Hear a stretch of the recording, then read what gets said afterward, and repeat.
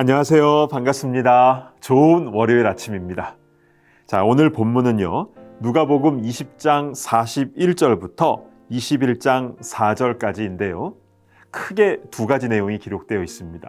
첫 번째는 그리스도가 다윗의 자손인가에 대한 논쟁입니다. 유대인들은 다윗의 혈통에서 메시아가 나온다라고 했는데요. 그러나 예수님은 다윗이 시편에서 그리스도를 주라 칭하였으니 어찌 그의 자손이 되겠느냐라고 하셨는데요. 이것은 너무나 당연한 말씀입니다. 물론 그리스도이신 예수님은 다윗의 혈통에서 나셨습니다. 그러나 본질적으로 예수님은 다윗의 후손이 아니라 다윗보다 먼저 계신 분이십니다. 창세 전부터 계셨으니까요. 그런데 왜 예수님은 이 말씀을 유대인들에게 하셨냐면요. 그리스도는 다윗보다 더 위대하다 이걸 말씀하려는 게 아니라 그리스도, 즉 메시아가 다윗의 후손이라고만 생각을 한다면 메시아의 구원 사역은 유대인에게만 해당이 됩니다.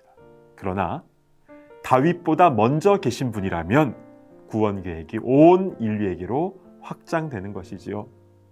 즉 이것은 자신들만의 혈통을 생각하는 유대인들을 향하여 그것이 잘못된 것임을 말씀해 주고 있는 것입니다. 그렇습니다. 예수님은 온 인류 구원을 위해 이 땅에 오신 줄로 믿습니다. 자, 두 번째로 살펴볼 내용은요.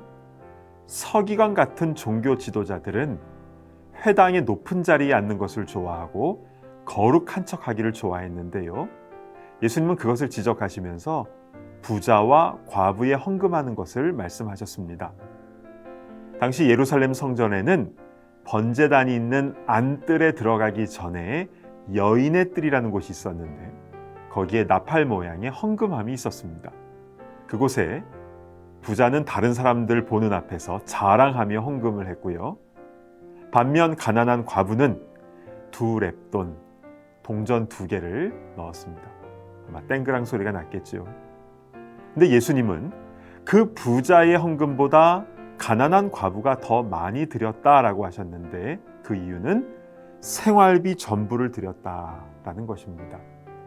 그런데 우리는 이 본문에서요 꼭 질문해야 될 것이 있습니다. 그것은 이 가난한 과부가 생활비 전부를 헌금함에 드렸다면 그러면 앞으로 생활은 어떻게 하는가에 대한 부분입니다. 물론 이 여인이 믿음이 좋아서 앞으로 하나님이 다 해결해 주실 거야 라고 그렇게 헌금했을 수도 있습니다. 그런데 어쩌면 마치 엘리야 때의 사르밧 과부처럼 너무 가난해서 이거 먹고 아들과 함께 죽자 그렇게 인생을 포기한 것일 수도 있지 않았을까요? 저는 이 부분에 대해서 20장 47절에 중요한 단서가 있음을 보게 됐습니다. 자, 원래 성경에는요 장절 구분이 없었습니다. 장 구분은요 주 13세기에 또 절 구분은 16세기에 성경 찾기 편하도록 한 겁니다. 자, 20장 47절에요. 그들은 과부의 가산을 삼키며 당시 권력을 쥐고 있었던 이들은 가난한 자들을 돕는 것이 아니라 오히려 이들의 가산을 삼키고 있었습니다. 다시 말하면 마지막 생활비인 2렙돈까지 싹 다 걷어가는 약자들을 돕지 않는 당시의 사회적 구조였다는 것이죠. 예수님이 이것을 지적하고 계시는 것입니다. 그러니까 오늘 본문에서 말씀하시는 두 가지는 무엇입니까? 첫 번째는 유대인들이 자신들만의 혈통만을 생각하는 것. 두 번째는 돈과 권력이 있는 자들만 생각하는 것. 이 두 가지 다 옳지 못하다라는 것입니다.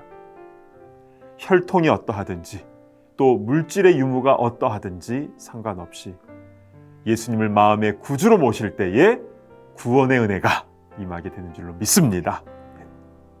그리고 우리는 나의 경건함을 다른 사람에게 보이려고 하는 것이 아니라 오히려 약한 이들, 소외된 이들, 그리고 나와 국적이 다른 이들까지 그들의 어려움을 돕고 또 복음을 전하는 것이 바로 예수님의 마음을 품은 참된 그리스도인의 모습인 줄로 믿습니다. 그러한 주님 닮은 우리 모두가 되기를 간절히 바랍니다. 기도하겠습니다. 하나님 아버지, 오늘 본문 말씀을 통하여 우리의 모습을 되돌아보게 하시니 감사를 드립니다. 우리 주위에 연약한 이들, 나보다 아파하며 힘들어하고 있는 이들을 돌아보게 하여 주시고 그들에게 주의 사랑과 복음을 증거하는 우리 모두가 다 되게 하여 주옵소서. 우리의 구원자 되신 예수 그리스도의 이름으로 간절히 기도하옵나이다. 아멘.